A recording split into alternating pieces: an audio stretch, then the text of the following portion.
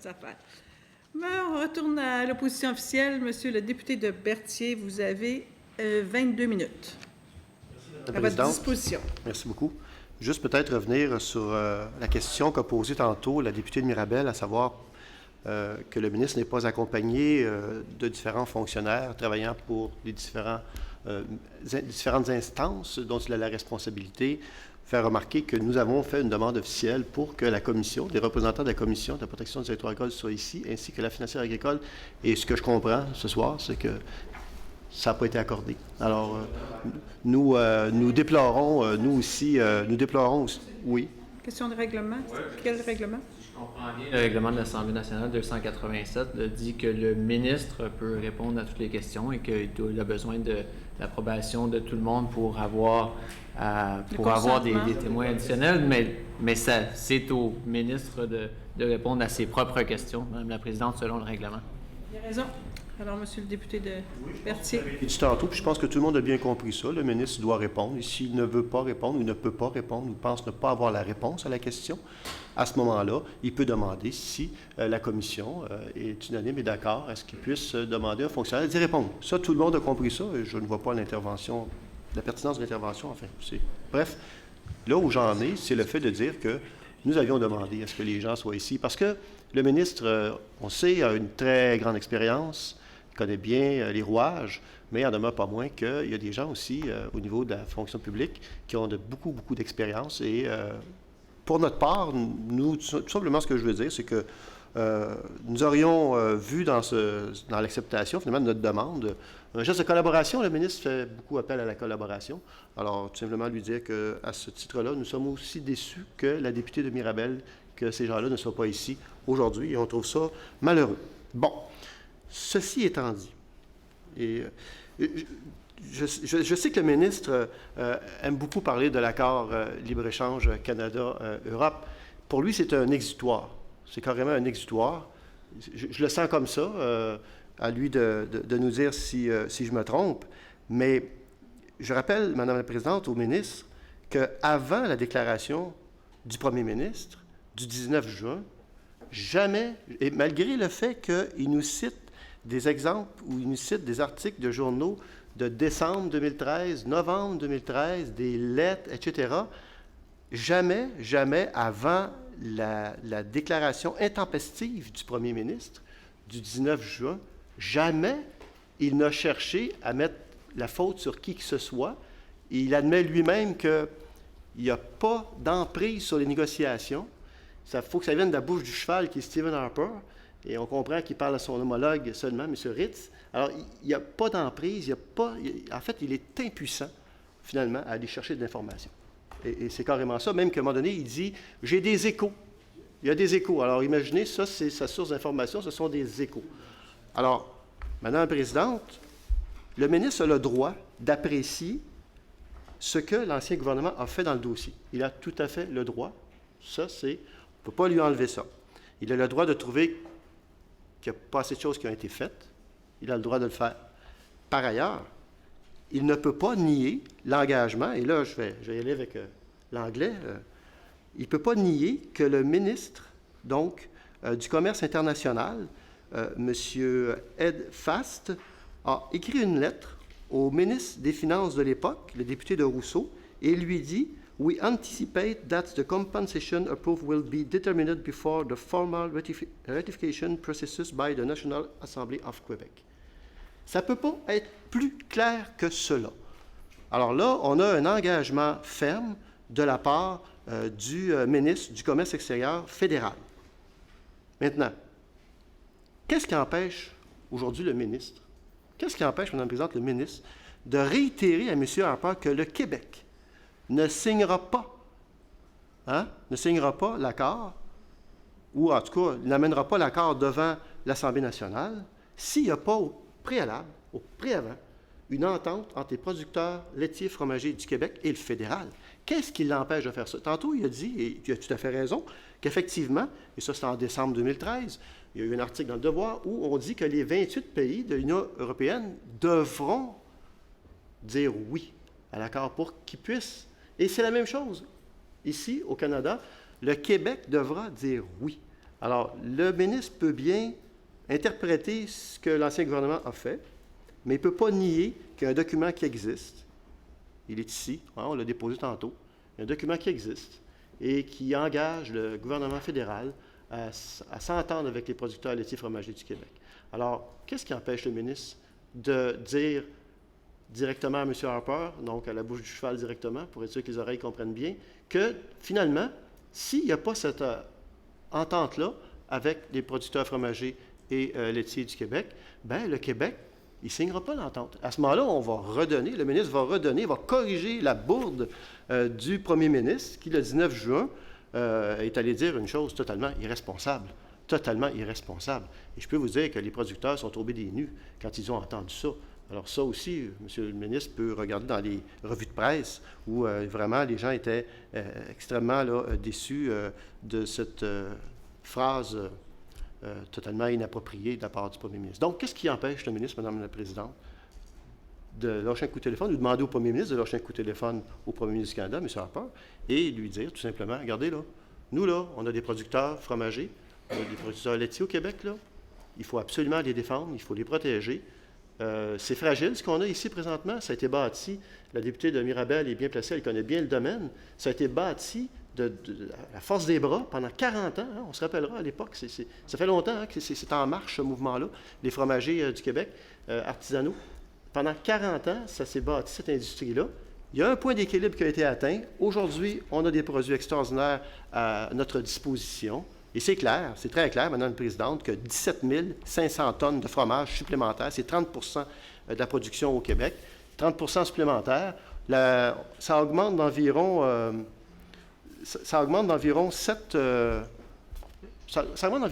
par année la consommation, un petit peu moins ou un petit peu plus, mais à peu près 1 la consommation du fromage au Québec. Alors imaginez 17 700 tonnes, ça va prendre plusieurs années, mais vraiment plusieurs années pour y arriver. Alors, j'aimerais entendre Mme la Présidente, le ministre là-dessus. Monsieur le ministre. Oui, sur la première intervention, je tiens à rassurer le député, la collaboration est toute là, quant à la présence des gens. Ils sont présents, mais pas physiquement. Ils sont pas overstaffés, comme on dirait dans des organismes. Ils sont à l'ouvrage, mais ils nous écoutent. Ils sont disponibles. Si jamais il y avait une question à laquelle je n'avais pas la réponse, ils sont en contact immédiat et direct. Je vais tenter d'être aussi efficace que je l'ai été avec Mme la députée de Mirabel. Donc, on élit là, la collaboration à l'efficacité comme telle, puis je pense que c'est une bonne façon de faire les choses. Maintenant, je peux respecter qu'il y en ait d'autres. Si je n'ai pas la réponse, moi, je tiens à vous assurer, je les contacte immédiatement, puis je vais vous fournir la réponse le plus... Parce que vous avez toute ma collaboration là-dessus. Comme parlementaire, vous avez le droit d'avoir des réponses à vos questions, puis moi, je m'applique, je l'ai toujours fait, à répondre le plus honnêtement possible à l'ensemble des questions qui me sont adressées. Sur l'entente Canada-Europe, je vais juste essayer de vous replacer dans le contexte. Il y a eu une entente de principe qui a été signée au mois d'octobre avec l'accord du gouvernement du Québec, de sa première ministre, de son ministre des Finances, de son ministre du Commerce extérieur et de son ministre de l'Agriculture. Madame Marois, et moi, les paroles que vous avez tenues là, à l'égard d'un autre premier ministre, je les appliquais à Mme Marois, puis je me disais, comment doit se sentir la présidente, qui est un ami personnel de l'ancienne premier ministre, à entendre dire que c'était irresponsable quand elle a dit que c'était pas un deal breaker. Elle m'a dit, tabarnouche, il faut être méchamment, puis passez-moi l'expression, si c'est pas parlementaire, je vais en retirer, culotté pour tenir un tel langage dans cette commission parlementaire. Quand on a causé le trouble, quand on a causé le problème, d'essayer de mettre le singe sur l'épaule de celui qui essaye de le régler, c'est pas une façon avec laquelle je suis habitué de travailler, je vais vous le dire, mais je suis capable de travailler dans n'importe quelle condition. Mais à partir du moment où vous travaillez comme ça, vous n'aidez pas la cause des fromagers, vous n'aidez pas la cause des producteurs laitiers, puis vous n'aidez pas la cause du Québec. Parce qu'on va s'en sortir en limitant les dégâts que vous avez causés si on fait preuve de solidarité puis d'unanimité. Si vous affaiblissez le gouvernement du Québec actuellement par le type de propos que vous venez de tenir, c'est votre choix stratégique, mais c'est dans la directe continuité de ce que vous avez fait à 20 élections, puis le peuple n'a pas été dupe aux élections. Le peuple, il a lu entre les lignes, puis il a compris ce que vous vouliez faire. Nous autres, on a hérité de la situation. On va faire le maximum pour diminuer les dégâts que vous avez causés. Et on a déjà commencé à travailler. Tantôt, je vous ai dit, j'ai été stupéfait de constater que vous n'ayez exigé aucune mesure de réciprocité. Et ça, je l'ai vérifié. Si je me trompe, corrigez-moi. Si vous avez exigé des mesures de réciprocité, je veux le savoir, parce que l'information que j'ai comme ministre, c'est que vous n'en avez même pas demandé. À partir de ce moment-là, je vous ai dit que si on veut regarder l'avenir avec optimisme ou limiter les dégâts, il faut faire en sorte que la durée d'application soit la plus raisonnable possible. Il faut faire en sorte que les quotas d'importation soient attribués à ceux et à celles qui subiront les plus importants préjudices. Et il faut faire en sorte que la lettre que vous mentionnez d'Ottawa là, soit appliquée de façon correcte. Les indemnisations dont il fait part dans la lettre, là, il nous dit qu'avant, il faut constater les dégâts, les mesurer. Qui c'est qui va faire ça, constater les dégâts puis les mesurer? Moi, je fais confiance au gouvernement fédéral. Je suis un fédéraliste autant que vous, j'imagine.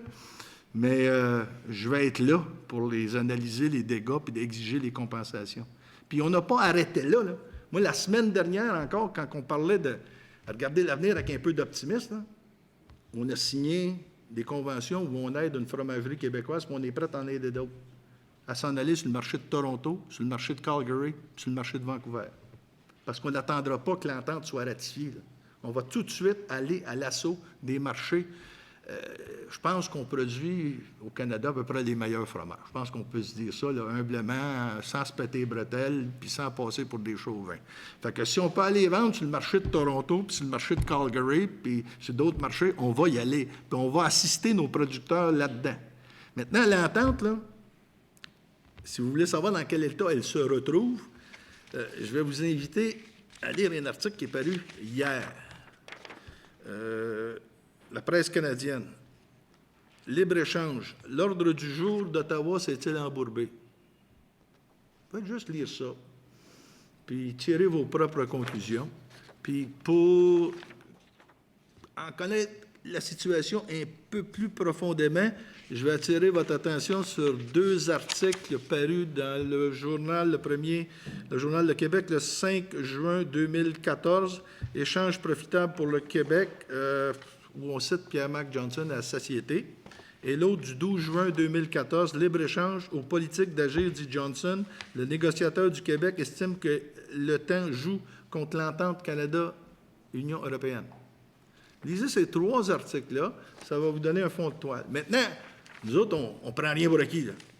Et comme je le disais tantôt, j'ai commencé à le dire. Tantôt, on se rencontre à Winnipeg le 16-17 juillet prochain, dans pas grand temps, dans 2 semaines. Les ministres de l'Agriculture de travers le pays. Moi, j'ai déjà contacté là, le lendemain de sa nomination mon collègue de l'Ontario, parce que les producteurs de l'Est de l'Ontario vivent, les producteurs laitiers, là, le même problème que les producteurs québécois. On a besoin d'une solidarité pan-canadienne dans ce dossier-là. J'ai l'intention de travailler dans ce sens-là. D'ailleurs, j'y vais pas seul, là. Marcel Groslot, le président de l'Union des producteurs agricoles, va être là également à Winnipeg. On est à l'ouvrage, on est au travail, mais on a besoin d'une solidarité. On n'a pas besoin de se faire dire qu'on est des pas bons parce qu'on a hérité d'un dossier qui n'était pas bon. Merci. Monsieur le député. Oui, Madame la Présidente, c'est assez particulier ce qu'on entend du ministre. En fait, ce que le ministre vient de dire, si j'ai bien compris, on vérifiera au galet, là, mais si j'ai bien compris, c'est que le fédéral va s'occuper de ça. Alors, ce que le ministre est en train de nous dire, c'est qu'il est en train d'abdiquer ses devoirs de ministre en disant, bien, le fédéral va s'occuper de ça. Alors, je répète, Madame la Présidente, la question au ministre. La même question que tantôt. Monsieur le ministre, vous allez avoir l'occasion de répondre. Je répète la question au ministre. Terminer. Alors, qu'est-ce qui empêche aujourd'hui, Madame la Présidente, qu'est-ce qui empêche aujourd'hui le ministre de réitérer à M. Harper... Monsieur le député de Berthier, oui, d'accord. question de règlement. En vertu de l'article 287 de notre règlement, le président ou le ministre qui répond à des crédits en commission peut intervenir aussi souvent qu'il le désire. On est sur un pied d'égalité. Je veux juste vous noter, là. Oui, mais vérifier avec le secrétariat, c'est le président ou le ministre. Monsieur le ministre, je laisse terminer. Vous allez avoir l'occasion de répondre. Allez-y, monsieur le député de Berthier, terminez. Alors, je réitère tout simplement la question. Qu'est-ce qui empêche aujourd'hui le ministre de dire à M. Harper que le Québec ne signera pas si les fromagers, les producteurs de fromage et producteurs laitiers du Québec n'ont pas eu une entente avec le fédéral. Qu'est-ce qui l'empêche de faire ça? Il n'y a absolument rien qui l'empêche de dire à M. Harper et de rappeler finalement, et je pense qu'il n'y a même pas besoin de le rappeler, le gouvernement fédéral sait très bien, ils savent très bien les lettres qu'ils ont envoyées, ils savent très bien les engagements qu'ils ont pris. Alors, je pense que, et je reviens sur ce que j'ai dit tantôt, hein, avant le 19 juin, là, jamais le ministre a cherché un bouc émissaire dans ce dossier-là. Jamais, au grand jamais. Et là, tout à coup, une déclaration intempestive du premier ministre, le ministre est pris dans un coin, il est obligé de se rabattre sur le fait que, selon son appréciation, le gouvernement précédent n'aurait pas négocié comme il se doit et n'aurait pas protégé comme il se doit, finalement, les producteurs fromagers et laitiers du Québec. Alors, M. le ministre, vous avez l'occasion. Là. Et si, avant le 19 juin, je n'ai pas mis le singe sur l'épaule à qui il revenait, soit l'ancien gouvernement, c'est que j'ai toujours cru qu'il était possible d'oublier le passé puis de regarder en avant. Puis j'ai toujours cru qu'il était possible de travailler ensemble pour le bien-être des producteurs. Fait que je n'ai pas cherché à provoquer de chicanes là-dedans et à faire de petites politiques. Et si tout le monde avait cette attitude-là, vous ne formuleriez pas les questions que vous formulez présentement. Présidente, si le ministre veut m'envoyer ses questions, je verrai si j'y poserai ou pas. Je ne pense pas qu'il y ait à reformuler mes questions ou à décider de comment je vais formuler mes questions. Je le fais, Madame la Présidente, dans un... Oui? Regardez, je veux qu'on regarde l'ordre. Vous avez le droit au temps que vous avez question, vous avez le droit à vos temps de réponse. Alors, on respecte les deux, s'il vous plaît. Alors, allez-y, Monsieur le député. Merci, Madame la Présidente. Alors, je pense que je fais ça en tout respect. Alors, c'est sûr que mes questions ne plaisent pas au ministre, mais là, Madame la Présidente, mes questions n'ont beau pas plaire au ministre. Le ministre dit que avant le 19, il n'a jamais voulu mettre le singe sur l'épaule de qui que ce soit en pensant que finalement, là, tout se déroulerait bien, mais c'est sûr qu'il faut tenir compte du fait que le premier ministre est allé malheureusement lâcher une phrase qui a chamboulé effectivement la donne sur la scène politique canadienne. Alors voilà. Je ne sais pas si le ministre veut intervenir. Si le député veut stipuler qu'il y a une continuité de premier ministre, je pense qu'il y a une continuité de l'État. D'ailleurs, Mme Marois l'avait exprimé très clairement à Bruxelles. Monsieur le député. Oui.